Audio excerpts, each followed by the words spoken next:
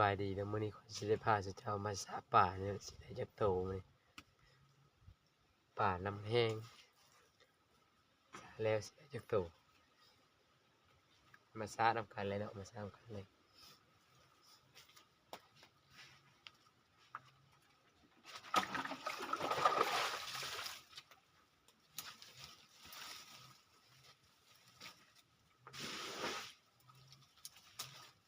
ไว้ได้บ่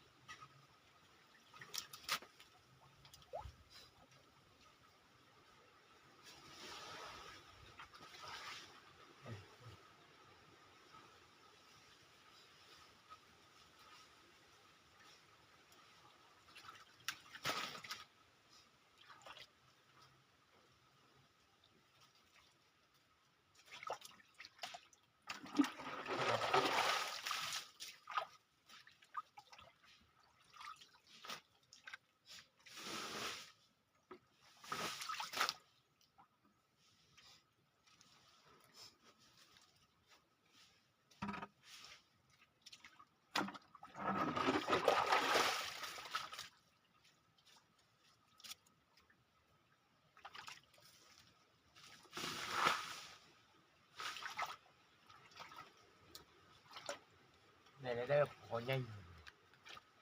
ใหญ่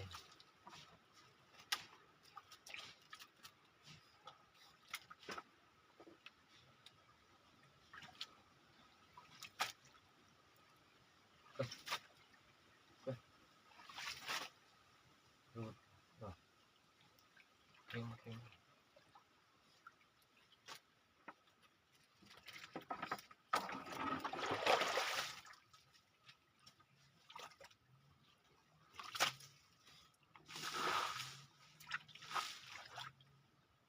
ตัวใหญ่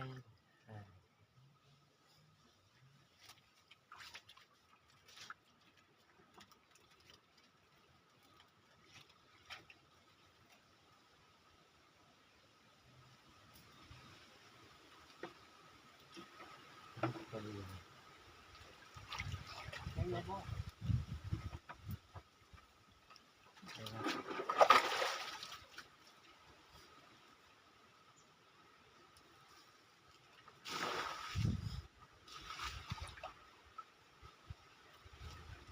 ผมลุกตัวนี้พอมัน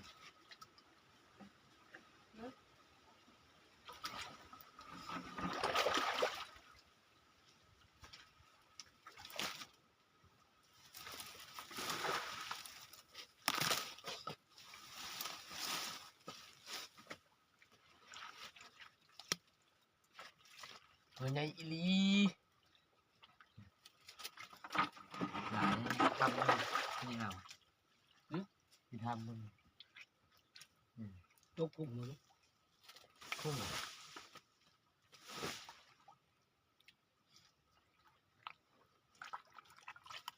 เป็นปลาขาวนี่เห็นที่เฮ็ดจุกจังจะหึ่งน้ำนะ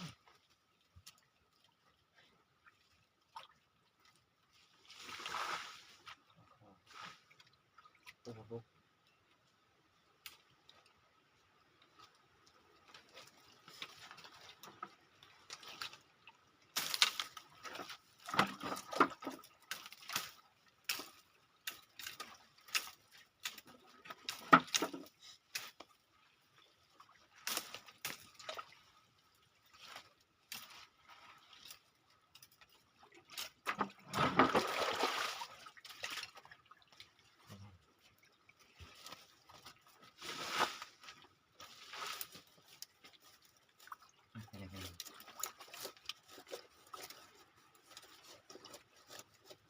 นี่ไงพวกเยี่ยมเห็นไหม เยอะบ่เห็นยามมันลงนี่โต จ๊อกเหรอใช้โจ๊กเขาละไปลุกนี่ฮะ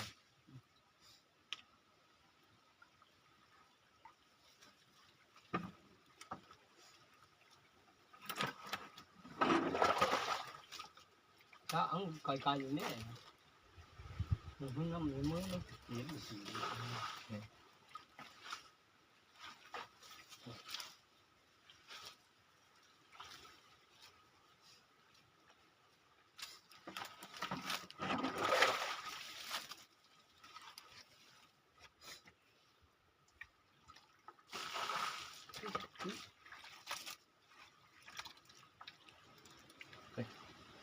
็นไหมที่ตรงนี้เนาะ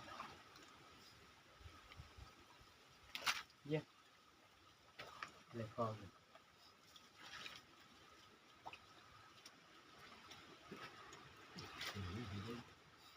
นี่ครับไปใหญ่ ตัดทำไม ไปใหญ่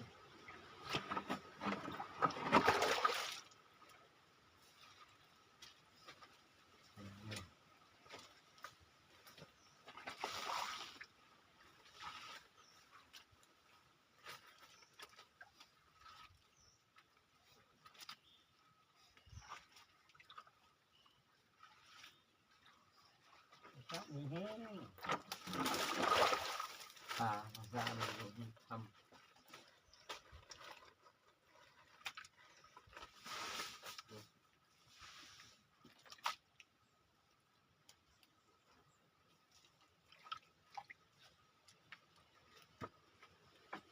พอน้อยแค่ดูพอวะดูหัวจับ โอ้ยน้อยหนึ่ง นี่ ตัดตอมอยู่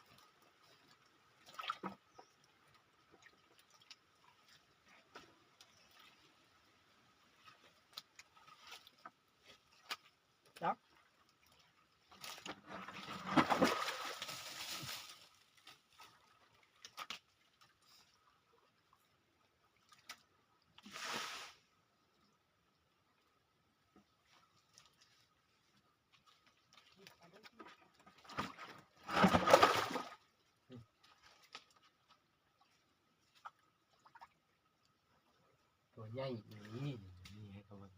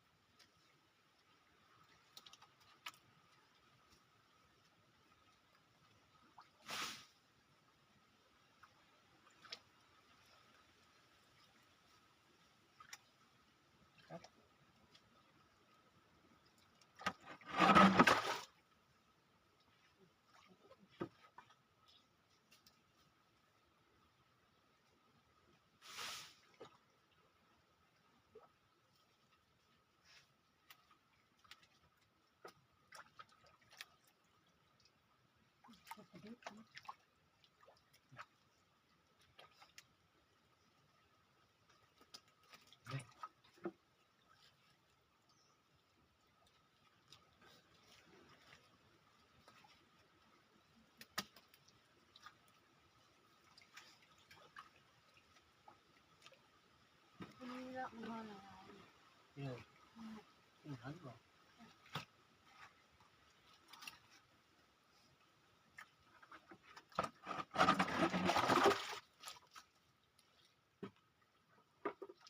จะดึกเลย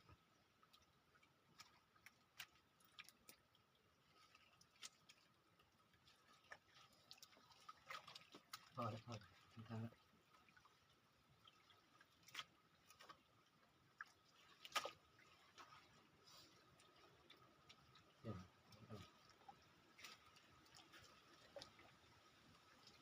นี่ก็แล้ว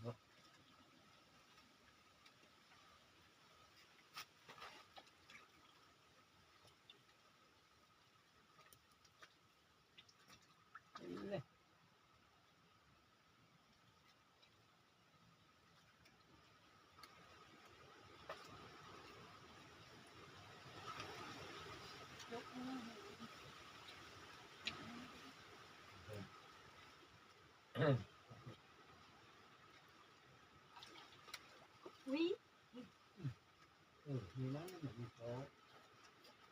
เบิ่ง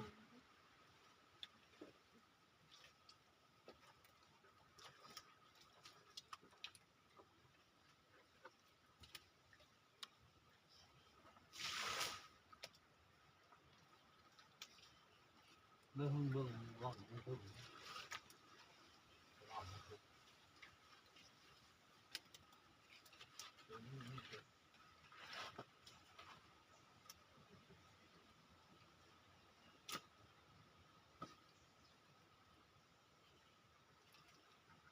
ไปนี่เราไปช้าทาโจม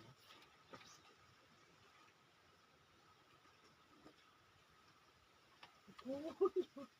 เดี๋ยวจะตายเลย ซิปเลย โอ้ยเฮาจะช่วยนะ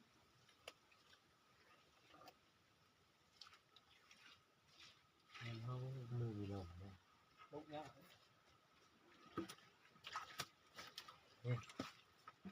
มันจะร้องไห้นะ ใช่ไหม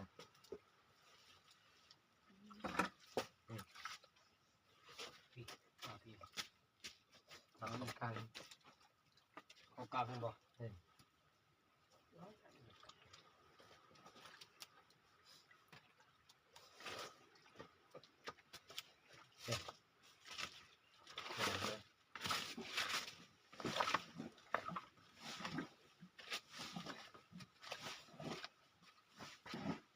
เรื่องเราจะช้าไปพุ่นนะแค่ช้าเชียงคันไหน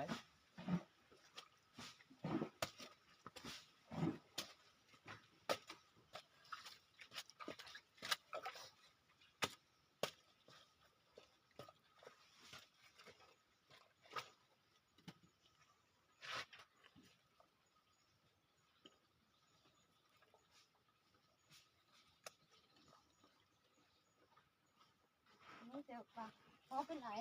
ปลานี่ไหลนะเป็นนี่นี่ขึ้นมาคุกละอะไรทั้งนั้น เป็นผู้ประตูว่าไว้เที่ยว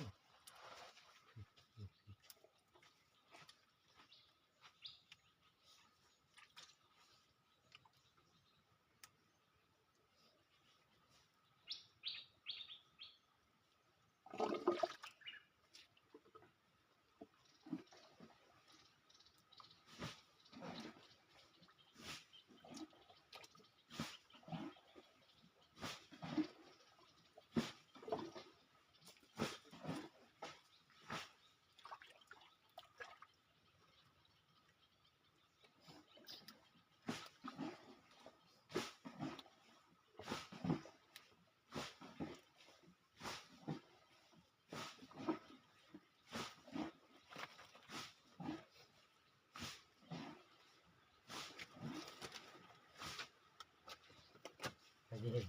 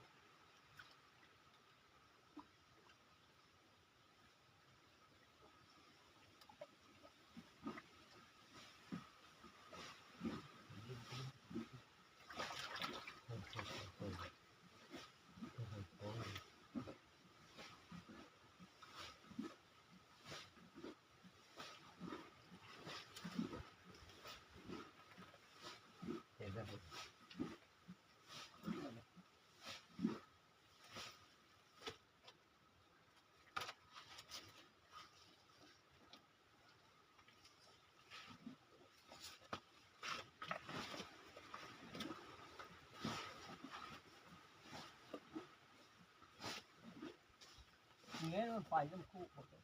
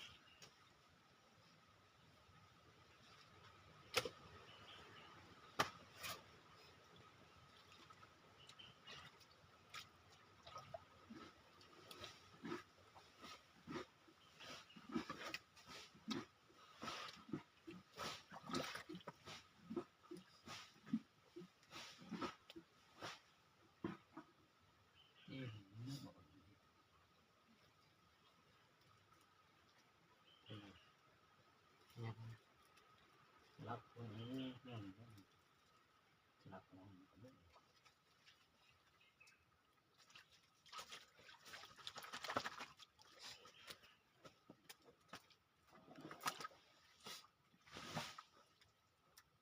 ปลาหนองบ่ใหญ่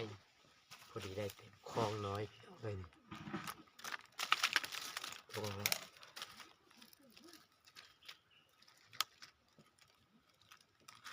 เต็มคลองหนึ่งคลองนี้ปลาดุกทั้งนั้นเลยเดี๋ยวสิพาไปเบิ่งหนองที่สอง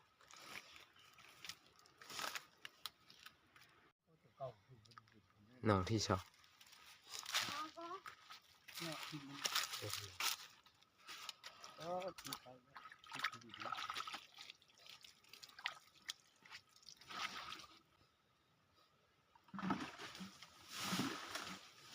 นี่คือเยอะเลยนะ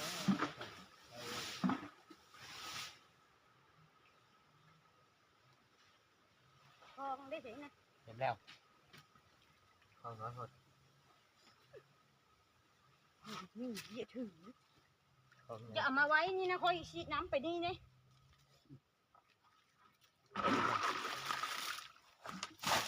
น่ะเจ้าน่ะเกมคุกอยู่ฮันโลนาย นั่น เกมคุกอยู่นี่โลดขนาดน่ะน่ะไปเจอพวกอันกุกนี้นะเนื้อเลือมันก็เยอะมากไปเนื้อเลือเขาก็เยอะมากอยู่ นี่คือข้อออกเนี่ยเรื่องว่างั้น อุ้ยพวกจะสิถึงหลัง ที่เราจะเยอะ มาไปฮะไปเปลี่ยนสีนี้ไปได้ ข้อ แล้ว นะเอาได้เลย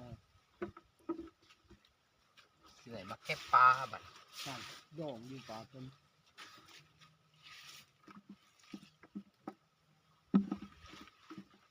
น้ำมันก็เหลวไหลตึกนี่นะอยากไปตรงนี้นะ ครับนี่พอเราปลูก เด็กน้ำมันลุ้นเอามันมานี่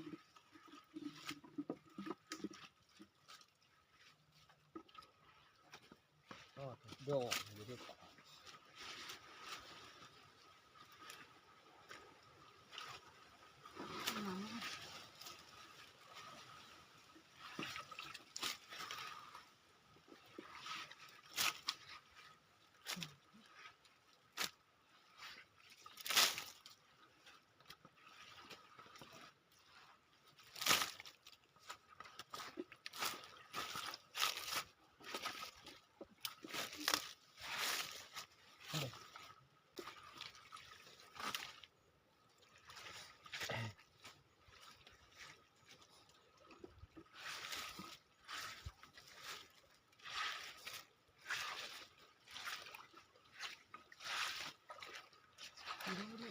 อนะไปที่นั่น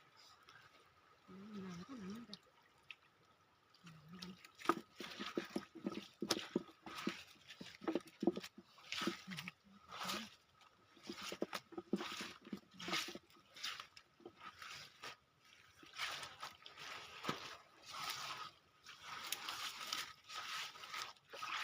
ไม่ปล่อยละ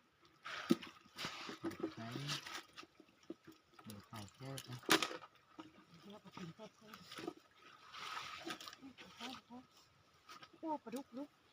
โอ้โห ลูกพอลูกข้าง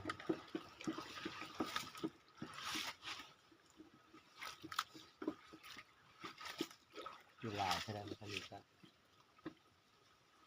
มีแต่ขาวๆมันก็ไม่พูดเรื่องไหนมันพูดหนาบุยบุยขาวด้วย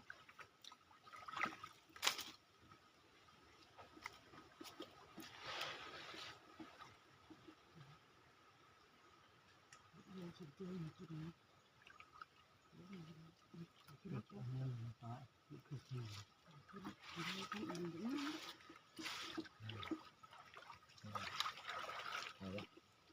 พยานะมันจุดมาเผาเลือดอีก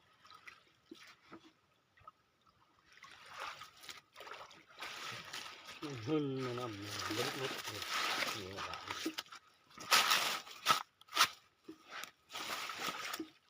ไว้ด้วยว่านี่ตาคม ผมบอกว่ามันมีคนเยอะของมันมี รูปไว้ แล้วล่ะลองดู ได้อีก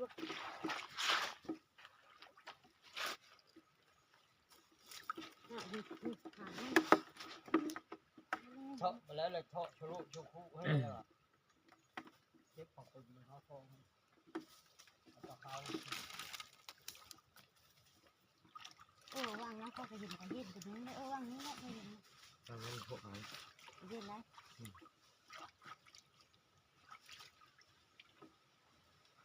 เคยมาอุ้ยนี่อันนี่ปลาดุกนะนี่ อ้าวทางนี้ครับใช่ไหมมีสองตัวไปทางนี้ อุ้ยอัน เด้อ ทักละอุ้ยไปละ ร้านนั้น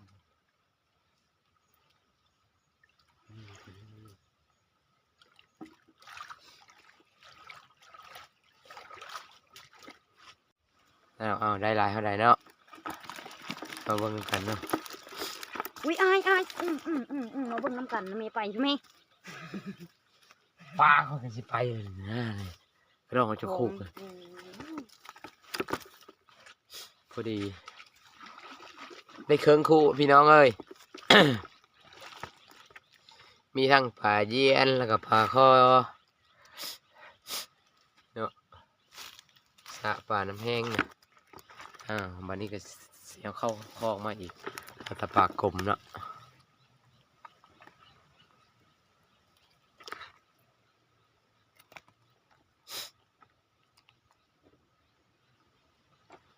กินอะไรนี้จะเล่น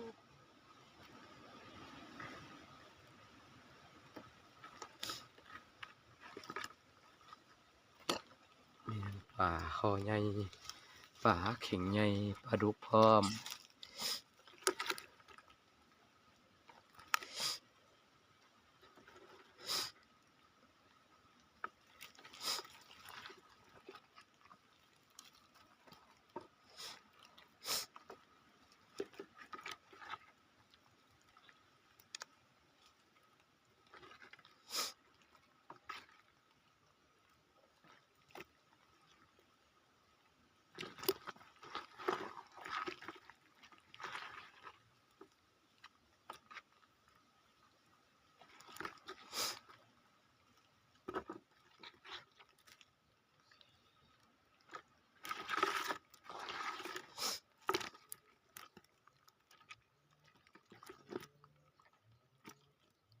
ปลาเย็นนะฮะอะไรเนี่ย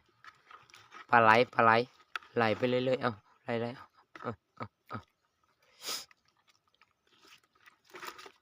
อาปลาเสริม ตกแล้วมาเชื่อมปลาคอน้อยคือมาเข้า ตัวอยู่ฝั่งนี้แต่ที่นี่ปลาอยู่ทางนี้วัน ได้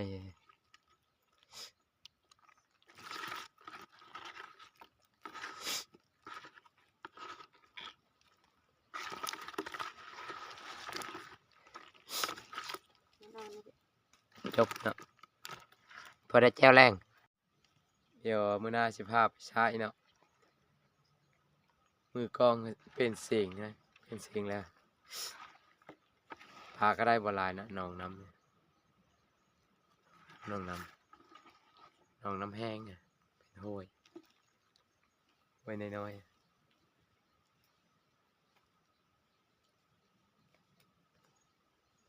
เพราะว่าน้ำแห้งน้ำฝนมันมีน้ำลายเจ้าเพลงเท่านี้นะขอบใจหลายๆอย่าลืมกดไลค์กดแชร์แล้วกดติดตามให้ในเด้อ